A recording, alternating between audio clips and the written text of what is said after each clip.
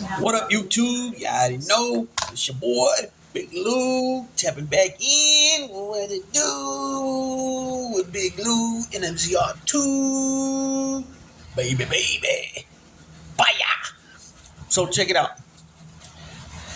Like I said a few days ago in the Jerry West video, I've been MIA, and it was a very bad time for me to come down with something. And I got sick, and I was recuperating, and I needed to rest. It was just overly important that I rest, and that's basically what I had been doing for a couple weeks. I'm not going to get into it right now. It's a lot to explain. Don't know what actually happened, what caused it, but thank God for some good old antibiotics, right, and rest, and I snapped back and boom, popped back, and I'm good, and I just say that. But anyways, back to the topic of the video, the NBA free agency of 2024. You had, again, like most years, you had some big names there. You had Klay Thompson, you had Paul George, you had James Harden, you had LeBron James, you had a few other guys. Those are the main ones I can think of right now. Some guys had the option to opt out of their contracts, such as I think LeBron James, James Harden, I think Paul George as well. So guys like Klay Thompson, their last contract was up. And so, it's either they were going to renegotiate a contract, a new contract, but obviously it was going to be less money since guys are getting older now, and it is what it is, right? And, NBA has salary caps, so you can only spend so much money. They got the luxury tax where, the teams can pay their roster for the year like upwards of like $200 million, for the season. I'm saying, like somebody might sign a 5-year deal for $200 million, $40 million a season. So, there's a cap space, so you can't go beyond that. But then when you start messing around and you get into the luxury tax, you end up paying, say your roster is worth, say, 200 million for that season.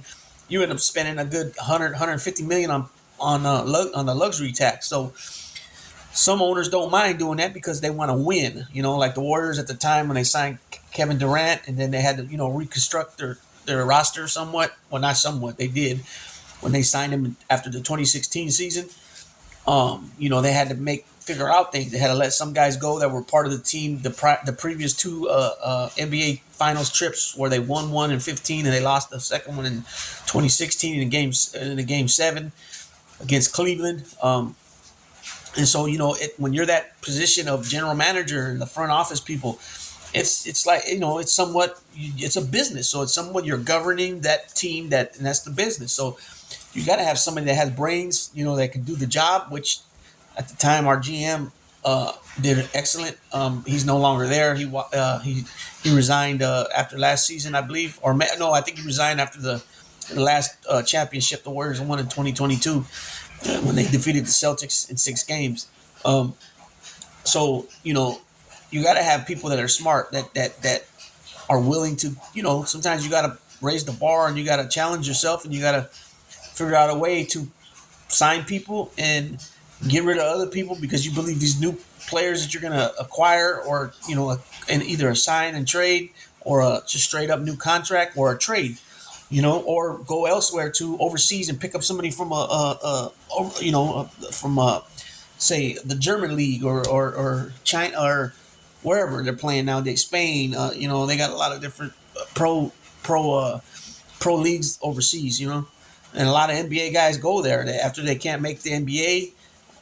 Say they're in the G League. Sometimes they go overseas and play. Sometimes they don't get drafted at all. They don't get drafted in the draft, and therefore they go overseas to play. Some guys end up coming back over and having a good career, become stars or superstars. You know what I'm saying? Back in the 70s, they had the ABA. A lot of guys were in the ABA, such as Dr. J, George Gervin. I think George Gervin was there. Bob McAdoo. These guys, or Artis Gilmore, and then they came over to the NBA and continue to be superstars. Hey, Daisy's growling at Champ. I think she's coming in the heat again. I thought she might have been already pregnant. I haven't seen no blood or nothing, but he's definitely paying attention to her now, and she's growling all the time. So at him. So I tend to believe she's probably in heat. So I have to watch this very carefully. I do not want puppies. I'm not in a position right now to be having puppies. So I need to be responsible, be a responsible owner. And if it happens accidentally, then yeah, I got to do what I got to do and be the responsible owner and take care of them. But that's not what I'm ready for right now. I'm not in a position right now to have puppies. And so I got to watch this real carefully. And I might have to crate one of them and separate them that way. So anyways, back to what I'm saying. So the NBA free agency, we had some changes. We had Paul George go from the Clippers to the Philadelphia 76ers to join Maxey and Joel Embiid. It's a very good pickup. On paper, they look outstanding, but there's always that history that Paul George has and Joel Embiid of injuries. And you can't say anything to change that. These guys are injury prone, season in, season out, and they tend to have problems during the playoffs. You know what I'm saying? So on paper, it looks good. Paul George is a two-way player. He's a hell of a defender, and he can score. Right? We know he's a star. I don't know if I would categorize him as a superstar. In my opinion, there's only a few guys in the NBA that are superstars. You're talking about LeBron James, Kevin Durant, Steph Curry, of course. I would say Jason Tatum and Jaylen Brown's right there too. But probably Jason Tatum. There's a few guys that I would call superstars. I would probably say Giannis is a superstar. The guy has so much accolades and so much accomplishments in a very young career. The Joker, Jokic, he's right there, man. He's already an NBA champion, already MVP. I would probably say Luka Doncic. Luka Doncic is also a superstar. Kyrie Irving, I think he's just a little below now. I think with his shenanigans and some of the stuff that have been linked to him, some of the stuff is not withstanding. Some of his stuff is bull crap, like a lot of stuff in the media. Some of the stuff makes sense, but then again, they're basketball players. You know what I'm saying? So anyways, we got Paul George to the Sixers. We got Klay Thompson, who's from my squad, from the Warriors, Golden State Warriors, right? That's the 80s logo right there. After, 13 seasons with the Warriors, 14 seasons with the Warriors, he's moving on. He signed a 3-year deal worth $50 million with the Dallas Mavericks. So he's joining Kyrie, who he's always been that's always who Klay Thompson was put on to defend. Klay Thompson is a shooting guard, and Kyrie was a point guard, but yet they were more, the Warrior coaching staff, Steve Kerr and them were more, they believed in Klay Thompson's ability to defend more than Steph Curry on a person like Kyrie, and then anybody else they played. If it was a small forward that was more dominant, like a 6'7", 6'6" small forward, they would stick Klay on him too.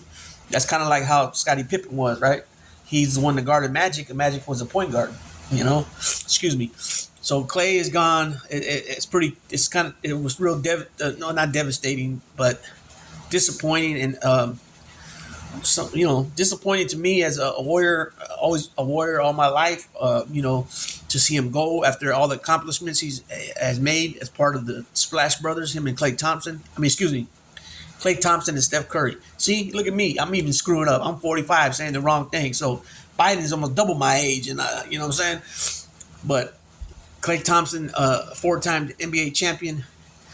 He set some records for the most threes in a game, most points in a quarter. He's been part of like I said, that dynasty that went to 6 finals in 8 years. Excuse me. So he's moving on to Dallas, and like I said, he's joining Luka and Kyrie, and they were just in the finals last year. Will that make a difference with him being there? Absolutely. I think the way he's going to bring a little bit of the Warriors game there, as far as whipping that ball around and moving, because Klay and Steph were constantly moving. That's why they were getting these open looks at wide open shots. You got who else went somewhere? Mikal Bridges, I believe, went to the Hornets. The Knicks moved. Well, I can't think of his name right now, but he was the backup center for the Knicks, or he might have been the starting center. He's moving on to OKC, which he was a big part of the Knicks' success last year. You got, the drafts this year. You got, okay, so LeBron is saying that he's willing to renegotiate his contract, take less money to bring somebody in that's worthy, like a good asset. So like a Klay Thompson, like that. I think he was LeBron wanted Klay Thompson, so he's willing to take less money than what he's making now to bring somebody in. And they signed his son to a 4-year deal worth $7.9 million. Bronny James. So it looks like he's going to be at some point they're going to share the court together.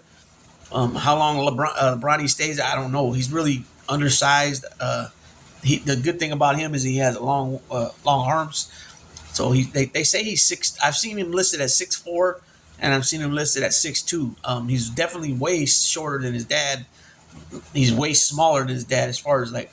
Of course, if he's shorter, he's smaller. But what I mean more, he's not the stick like his dad. He's more of a boy, I guess, a young man. A very young man. We'll see how that looks. It looked to me, in my opinion, it looks like they just signed Bronny to make LeBron James happy.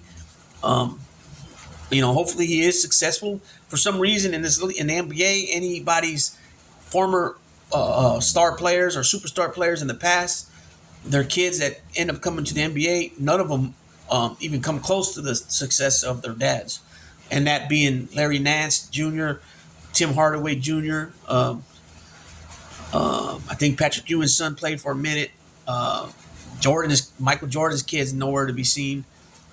Scottie Pippen's son, I believe he's balling. I believe Shaq's son didn't make it. You got Kenyon Martin's son's around now. I think he's doing all right.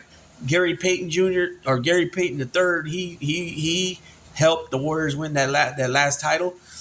He definitely a great defender. Still not on the level of his dad. So we'll see what happens with Bronny James. You never know. He could be a superstar and then evolve into a star and then a superstar. I don't know. At this point, I don't believe so. But who knows? There's been other players that turned into excellent players when they got older. A little bit older after a couple seasons in the NBA. We'll see what happens with that. James Harden also. He stood with the Clippers and he took a. I believe he reconstructed his contract because he had that player option to opt out. I think he reconstructed his contract to take a little bit less, which that's what he did when he was in Philly too. So that means when a guy does that, because these guys were making the max, right? When a guy does that, it shows that they really want to win. You know what I'm saying? And they're willing to take less money to open up more money space so that they can bring somebody else in or sign somebody else. I believe he did that with Philly last year, and they signed PJ Tucker. I believe they brought him over, who was a tough defender, a dirty player. Not dirty like that, but dirty, willing to throw himself to go after a loose ball. That's what I mean by dirty. Maybe I should have rephrased that as more of a hustling player. And he's only 6'5", and he plays power forward. So that tells you right there that he's got a battle. He's got an upward battle. Defending guys that are 6'9 plus, 6'10, 6'11. Guys like Anthony Davis who don't want to play center. He prefers power forward, but yet he's doing the things that the center does, which a lot of power forwards do. But the game's changed so much in the NBA. It's not like the traditional, 7-footers on the floor, on the low post, trying to get to the rim for a high percentage, shot. No, you got big guys like Towns and Joel Embiid and Jokic who's taking 3-pointers from as far out as Steph Curry. You know what I'm saying? So the game's changed way, way, way, way different than how I grew up watching basketball. Of course, when you got the best the greatest 3-point shooter of all time, that's on your squad. Of course, you tend to like what you see. You know what I'm saying? If the Warriors ever win again, I don't know at this point. Obviously, they're trying to figure out and put some things together to attempt at least one more run at the title, at the championship, at the Larry O'Brien title. We'll see what happens. DeMar DeRozan, as far as I know, he's still a UFA. he's trying to. He's in Chicago right now. I think LeBron is very interested in bringing him into the Lakers and have that you know pow, big three: Anthony Davis, LeBron, and DeMar Rosen. Um, I believe if DeMar Rosen joined them, just like if I believe if Klay Thompson joined them, they are big time contenders. But the West is very powerful. You got Dallas, Denver, OKC, Memphis. You got all those squads over there in the West. The East is obviously the Celtics are the reigning champs, so they got to come out number one. You got Milwaukee, you got Miami. The Knicks made a good run last year. See what they can do with their roster, and then you got Indiana. So we'll see what happens there. Jason Tatum signed up. I think he got an extension and reconstructed his contract for the max. What I heard the other day was pretty interesting. I was watching the NBA channel right here. It's channel 37, and they were like, in 2016, 2017, the market for free agencies was huge, and a lot of guys thought, okay, I'm gonna be a free agent in a couple years. I'm gonna have action at these max contracts, $200 million plus contracts. And a lot of them didn't get it, and it was just because that year that's the way it was. Every year is not going to be the same as far as what money's available, and it depends on each franchise, each squad. You know what I'm saying? That has more open money to use. Like for example, the Warriors, they didn't re-sign Clay, which was going to cost them. They didn't re-sign Clay, and then Chris Paul, they decided to move on from too. So just those two players alone, that was probably going to cost them 50 million, you know what I'm saying, if they worked out something with them. So Clay ended up signing with Dallas 3 seasons for 50 mil. And then I think Chris Paul, CP3 just signed with I believe the Spurs for 1 year for 11 million, I think it was. So the Warriors didn't have that type of money. Obviously, Chris Paul's been around for a minute. He's one of the all-time great point guards.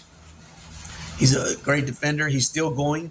After all these seasons he's played. I don't know how many seasons exactly off the top of my head, but I know he's been around the Hornets, the Clippers, and then to Houston, and then now, then Golden State. Now he's over in San Antonio. So I don't know. They had to move on from them, and they're looking for younger talent. They still had Kuminga, and they had Moody still. So Kuminga made a big improvement from last season. Hopefully it continues because they were looking at him big time when they got him. Moses Moody, we'll see what happens with him. He was supposed to be the future as well as Wiseman, but they moved on from Wiseman. So we'll see what happens with their Paul George. Definitely, he moved to Philly, and and I forgot to name Philly too in the East. They're looking to make a move. They want to bring a title to Philly. They haven't had one since 83, I think it was, with Dr. J and Moses Malone. Mo Cheeks, Barkley came in the next season. So they want to bring a title back to Philly. Philly's, they got great fans in Philly. If it's the Philadelphia Phillies, the Sixers, if it's the Eagles, you know what I'm saying, they got great fans over there, the Flyers, so we'll see what happens there. Paul George definitely wants to get a title, right? So James Harden, they want titles. They proved, though, thus far that Paul George can't stay healthy, and he has a lot of problems in the playoffs, too, as far as health. James Harden seems to not show up in the big time, the big games there. When he was with Houston, when he was with Philly, and now he's over there at LAC.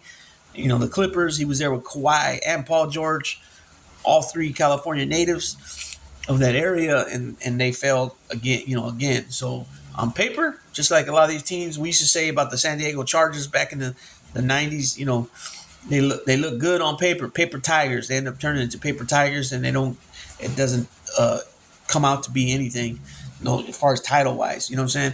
You're not playing just to get to the playoffs. You're not playing to get to the Eastern or Western Conference Finals, and you're definitely not playing just to get to the NBA Finals. You're playing to get to there and complete the mission and bring that Larry O'Brien trophy back to wherever town and state that that squad is from. So right now it's currently in Boston, right? The Boston Celtics, a gentleman's sweep of the Mavericks. I think it was 5-1. 4-1. They beat the Mavericks. I don't think they swept them. I think it was a gentleman's sweep, 5 games. So that's where the trophy sits right now. Now it's up to these other teams, their GMs, make moves to switch their squad up to try to bring that title back to where they're at. Also, the Phoenix Suns, I didn't name them in the West. They're part of the playoffs. Kevin Durant, he left the Warriors. He ain't been able to do shit. He's been teamed up with some great players. Kyrie, James Harden, so on and so forth. Westbrook, and it just can't get the job done. And the Warriors showed them. They said, we won before you, we'll win after you, and they proved that. Draymond Green said it. They proved it. They did it. So I don't know what's up with KD, but KD is definitely, in my opinion, as the last time I made a video or anything about that was a couple years back, and I still had KD as pretty much the best player in the league. He was close with LeBron, and he was close with a few other players, but no, in my opinion, and he fit in great with that Warrior system. He became a good defender where he was getting blocked shots, he was getting rebounds, on top of pressing the ball full court, and on a fast break, and just whipping that ball around. And because he was teamed up with guys like Steph and Clay, it made it easier for everybody, and they still did their thing. You know what I'm saying? So, with that being said, I'm gonna go ahead and close out on this. I got a couple more sports videos coming up, and I got some political videos coming up. I got a lot of things that I got scheduled to do. We'll see how it goes. I got stuck, not stuck, but I got caught up doing some political videos, and things that I believe, and I'm gonna keep pushing the message, and we'll see what happens. But with that being said, on this one here, I'm gonna go ahead and cut it loose and send it on out. And with that being said, Big Lou tapping out, baby.